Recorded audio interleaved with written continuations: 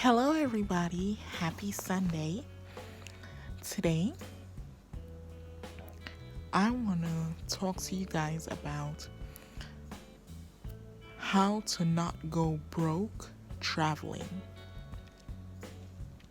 How to not go broke traveling.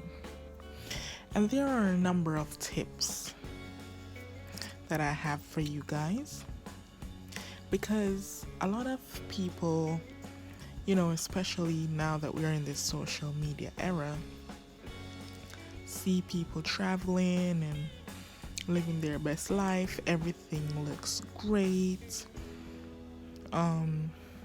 It seems like they have it all figured out, but a lot of those people are in debt. A lot of them, whether it be credit card debt, they used their paycheck to take a trip and didn't pay their bills. A lot of people incur debt from traveling, and it's easy to accumulate debt from traveling simply because traveling can get really pricey. So, there are specific ways to avoid overspending and putting yourself in debt and going broke. So, without further ado, here it is.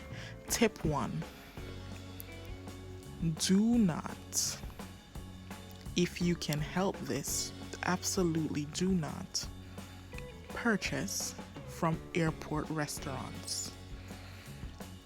Now, if you're really hungry and you just have to and you have the money, go ahead. But it is advised to eat before you go to the airport. If you have time, eat something on the way to the airport. If you don't have time, bring a snack and eat something on the way to the airport. Or pack yourself some snacks. And I know the whole liquid rule when you're scanning through and they throw the liquid out, but if you can, get the snacks in and then purchase a beverage, then that may be okay. But it is very, very important that you eat before your flight, or eat before you leave your house, or pack some snacks in your little carry-on so you can only purchase water or coffee at the airport, because believe it or not, airport restaurant prices are inflated, double, triple, everything. One time I was so thirsty and I spent $5 for a bottle of water in an airport. It was the closest place to my terminal, and that terminal was really scanty. It didn't have a lot of options. And a bottle of water, no joke, was $5. And these airport shops, they know people get thirsty. They know people get hungry.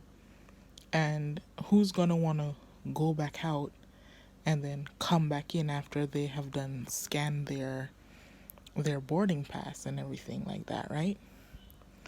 No one is gonna want to go back out and come back in. So they pretty much have you in there hung with no choice. And a lot of the time, sometimes I always wonder, why do they throw out liquids? Sometimes I wonder if it's to facilitate their own shops. I don't know the whole reasoning behind that, but I think it's a better, decision or option to eat before you go, eat on the way, pack some snacks so when you get on the plane you have it, if you're trying to save money. Now, if you have it like that and you're balling, go right ahead. All right. Tip number 2 is do not buy the first ticket you see online.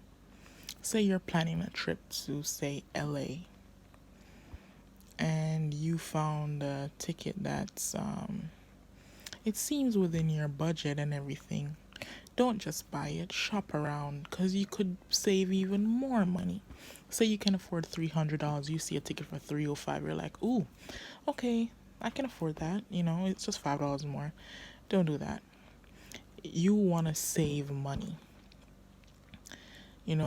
and you gotta factor in a lot of things. Are you gonna be bringing more luggage and all of that, which is gonna be a further tip down in the video on luggage. Always shop around because trust me, sometimes you'll find it cheaper. Sometimes you'll even find alternate dates that are cheaper because sometimes you really want to leave on a Thursday, but you can afford to leave on a Wednesday. Why not leave on a Wednesday? Sometimes you can afford to come back home a day later, or a day earlier. Why not do that? Always look at alternate dates and a website that shows you good, like the way how this specific website in person that I'm speaking of sets up their web page. It shows you alternate dates when you pick your desired dates, and it shows you, well, this alternate dates is $30 less, or it's $40 more on this date, or it always breaks it down for you. They're not the cheapest site for tickets, but it's more accommodating and user friendly in my opinion. And the site I'm talking about is onetravel.com. They always show alternate dates, and if you're looking for discounts on flights too, they always offer coupon codes, unlike a lot of other travel sites, so you can check them out. But in my opinion, they're not the cheapest travel site, so always just never pick the first ticket you see. That's a good tip to help you not go broke while traveling. Tip number 3: hotels. Okay, and this is subjective. This may vary per person, but tip number 3 is do not stay at hotels near the airport if you can help it, because hotels around close to the airport at your destination may be higher in price because of its location. So you want to stay somewhere not too far, because I'm not saying drive an hour away from the airport to your location, but I'm saying, 30 or 20 minutes away, 25 minutes away, hotels are good. Because hotels near places like airports and attractions tend to be significantly higher. So, say you're going to rent a car, you plan to rent a car when you go there, and you get a hotel near the airport. You could have saved more money had you just looked for somewhere 20 minutes from the airport and save much more money since you have your rental car, If you have Lyft, same thing, because chances are a lot of people stay close to the attraction that they're going to, or the place that they want to see, which is good. But it's okay, in my opinion, to stay 10-15 minutes away just to save you that extra money. Because there's some good 4 or 5 star not restaurants, but hotels that are very nice, good priced, but not necessarily at the airport or close to the airport.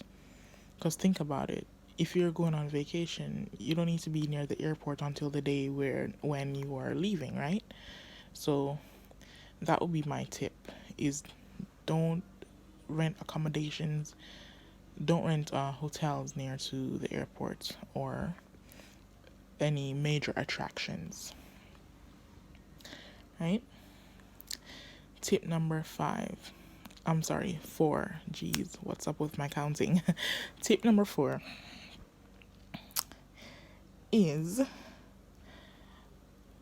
do not, and I repeat, do not do taxi cabs if you can help it. Taxi cabs are a no-no. First of all, most of these taxi cabs have meters in them, which they charge you by the mile, I believe. So you might not wanna take a cab. Uber if you can, Lyft if you can. If you're renting a car, great. You know, most places have Uber and Lyft now.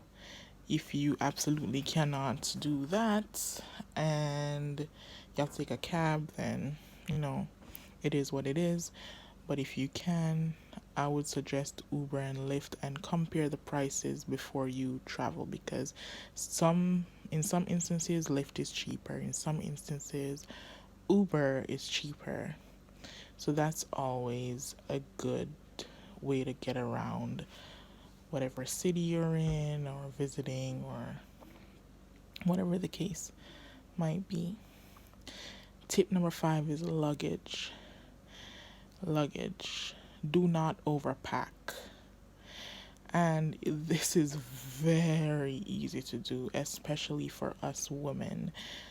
We want to bring everything because we're like, we need options. So we're bringing 4 or 5 wigs if we wear wigs. We're bringing 10 pairs of shoes for a 4-day vacation. We're bringing 7 pairs of not pairs, but 7 handbags and all of that. Do not overpack. For example, if I'm going somewhere and I'm spending 4 days, 3 nights, I'm bringing 3 shoes. 3. I'm bringing a tennis shoes or sneakers, whatever you guys call it. I'm bringing a flat, something that's comfortable to walk around in. I can either wear it to the pool or wherever I'm going. And I'm bringing a pair of heels. Heels for the nightlife. If I'm going here, there. Now, if you're having an extended vacation for, say, like a week or 2, okay, bring more. But I think 3 is a safe choice. A flat / sandal, a sneakers for those walking around and if you're gonna go sightseeing, and heels for the nightlife, clubbing, shows, whatever. You know, be practical is what I'm saying when you're packing. Don't overdo it. You can bring an extra outfit, but you pretty much know what you want to wear. We pretty much know what we want to wear when we're going on vacation. That's why a lot of people go shopping before vacation. You know?